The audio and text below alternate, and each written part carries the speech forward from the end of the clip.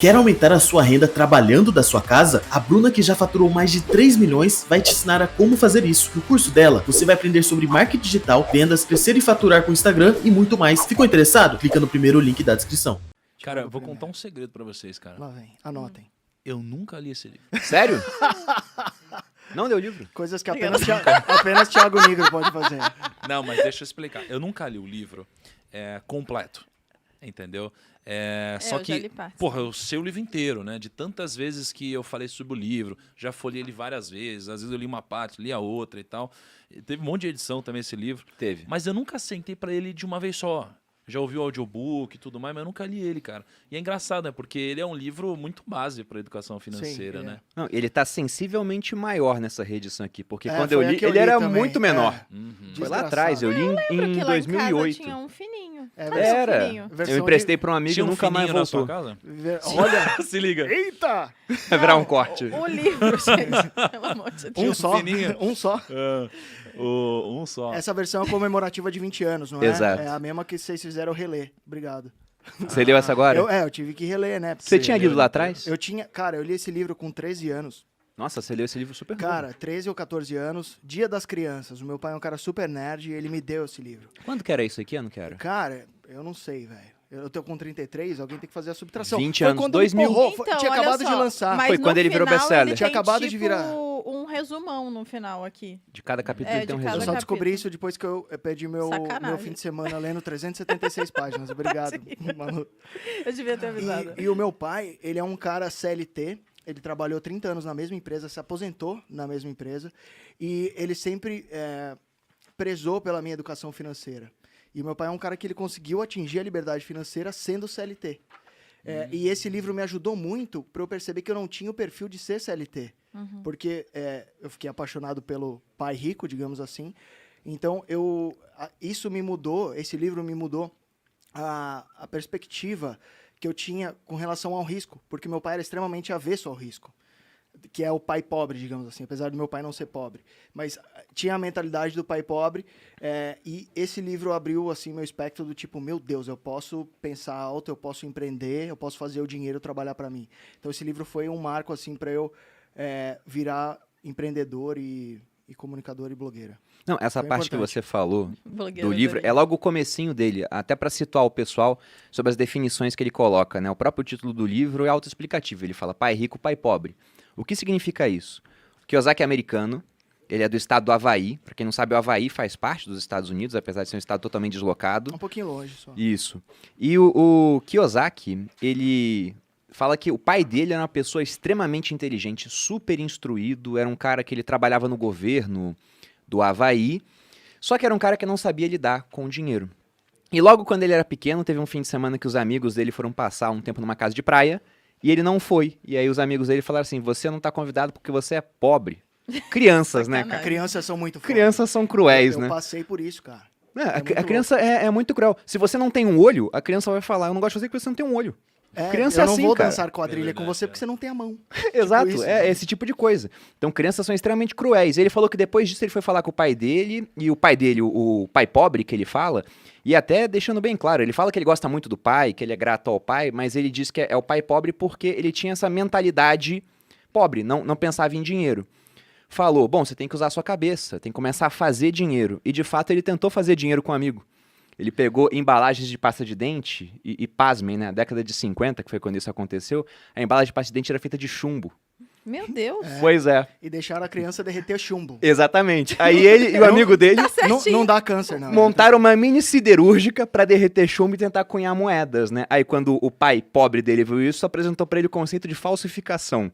Hoje em dia ele poderia fazer isso com criptomoedas, criar sua própria moeda. Sim. Mas aí o pai dele falou, por que você não procura o pai do seu amigo, do Mike, que ele é um cara que ele sabe ganhar dinheiro.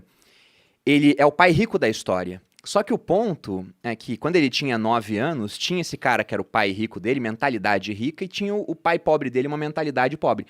Só que nenhum deles era rico ou pobre. O pai dele trabalhava pro governo, ganhava dinheiro, e o outro estava começando a dar muito certo nos negócios. Ele tinha vários negócios diferentes, mas morava numa casa super simples, não tinha luxo. Então ele via dois caras que ele tratava mais ou menos como iguais, dando conselhos totalmente opostos. Aí depois ele foi vendo que os conselhos de dinheiro do pai rico faziam mais sentido. E o livro vai se desenvolvendo assim, mostrando como é que foi a instrução que ele teve e as principais lições que ele tirou desse pai rico. Excelente. Eu acho que eu tive uma educação que tem a ver um pouco com isso, porque quando a gente pensa, eu já falei aqui várias vezes, né, que eu não tinha uma mente muito empreendedora, porque eu me via limitada nisso, eu tinha essa necessidade de ter uma segurança exacerbada. E isso mudou depois que eu tive contato com pessoas que são empreendedoras. Então, eu tive contato com pais ricos aqui, pelo exemplo, obviamente, né? Mas demorou para eu ter isso. Eu acho que é difícil ensinar, né? É uma coisa que a gente vai ter... Quem foi o seu pai rico, assim, principal, na sua opinião? Não, pai não, né? Não. Pai.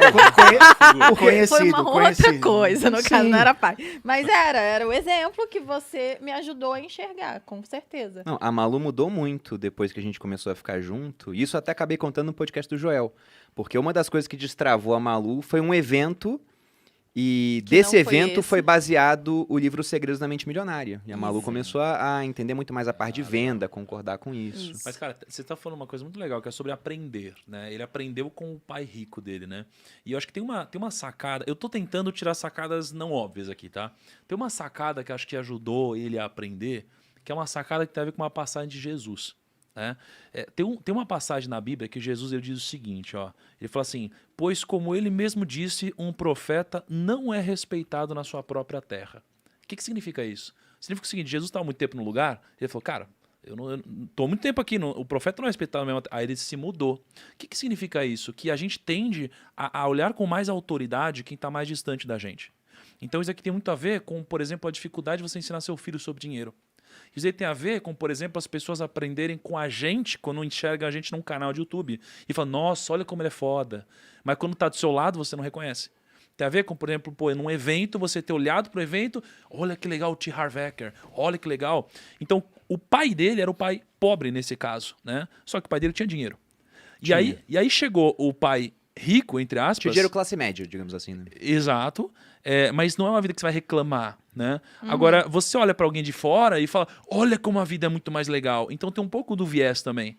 Assim como eu conheci muitos empreendedores que que recomendam para seus filhos não serem empreendedor. Fala, não, cara, filho, você não sabe como vai ser difícil lidar com o problema trabalhista, o caramba. Então eu acho que também tem uma junção de fatores que ele não tinha um pai empreendedor, olhou para alguém que era diferente e falou, não, é aquilo que é melhor, porque a gente tende a admirar muito mais o que está distante. Né? E aí, obviamente, pegou nos vieses dele e fez sentido para ele. Eu não estou dizendo que eu discordo, eu concordo com essa visão do livro, mais empreendedora. Mas eu acho que tem esse fato que é importante na nossa vida que a gente tem que tomar cuidado. Porque às vezes a solução está do nosso lado e a gente só quer enxergar o que está distante. Né? É difícil mudar parentes, por exemplo, por conta disso, né? O pessoal... Sei lá, hoje na minha família é diferente. O tio do terreno, que é contra fundos imobiliários. Pois é, então você pega, por exemplo, quando você começa a fazer sucesso em rede social, tem gente que é impactada por isso e você consegue atingir aquela pessoa. Mas para sua família, você sempre vai ser o filho, o sobrinho, aquela criança que eles viram crescer, então demora mais você ter autoridade. Sim. Mas eu quero aproveitar, inclusive, essa sua perspectiva, Thiago, pelo seguinte. Pô, quando eu li esse livro aqui, eu falei, Kiyosaki é o cara. Isso antes da época de redes sociais, né? E você conheceu ele pessoalmente, você gravou com ele, ele já mandou recados específicos para você. Nudes. Como é que foi isso? Mandou nudes. Como é que é? Como é que é? Cara, para pensar. Eu lembro que eu cheguei um momento, eu cheguei no canto do ouvido dele, Pete. Que assim. Aí eu falei assim, hi, Mr. Kiyosaki. Holy shit. You have Suas a... interações com educadores financeiros são sempre assim sexuais, cara. Eles são sempre sensuais. Essa voz aveludada Não. já me conquistou, mano. O cara pensa, porque assim, é muito... Eu falei, Kiyosaki, you have a rich dad, but I'm the rich cousin. Holy shit. Aí, pô, Traduza. Você é o primo, você tem um pai rico e eu sou o primo rico, né? E aí ele deu risada e tudo mais. Eu expliquei, porque aqui a Ele gente tem o deve ter primo rico. parado pra pensar quem comeu quem, né? Pra fazer a árvore genealógica do... Ficou complicado, Como né? Só que, cara, assim, pensa que eu sempre tive ele muito como um ídolo. Né? E nessa época o seu canal ainda era muito menor do que é hoje, né, cara? Isso. É que você vê como são as coisas, o parâmetro é muito foda. Porque quando a gente olha pra hoje, a gente fala, nossa, era quase que irrelevante. Mas pra época era muito relevante, né? Perto do parâmetro que a gente tinha. E aí, ele veio pro Brasil num evento e, cara, imagina eu me realizando. Porque se pudesse escolher um nome no mundo sobre educação financeira, era o Kiyosaki. Com certeza era o Kiyosaki. Talvez seja hoje para muitas pessoas ainda. E aí eu cheguei, cara, e ele veio para um evento, eu tive a oportunidade de encontrá-lo, e eu fiquei tão feliz que eu divulguei muito o evento, né, na época. Isso daqui ajudou muito a gente a se linkar. E aí a gente, cara, se conheceu, a gente gravou um vídeo, ele gravou uma entrevista para um documentário que eu tava produzindo, me deu dicas na época, falou sobre o livro, falou sobre um monte de coisa. E eu, cara, tava do lado do meu ídolo, né? Só que é diferente a relação. Hoje, quando eu tô do lado de pessoas que são ídolas ou são muito incríveis e tal... Tipo agora. Tipo agora do lado do Pete, eu nem tremo. Mas naquela época, imagina... Acostumou, né? Acostuma um pouco, né? Metido. Vai ficando metido, né? Vai ficando metido, né? É difícil a gente não se acostumar a alguma coisa. Dizem que a gente se acostuma a uma prisão em 7 dias. Olha como são as coisas. É isso mesmo, amor? Sabe que eu tenho experiência com isso. Eu tô Você tá sabendo, fiquei Thiago? só de que você roubou um banco, não foi isso? Foi. Dois. Meu Deus. 2 bancos? Tá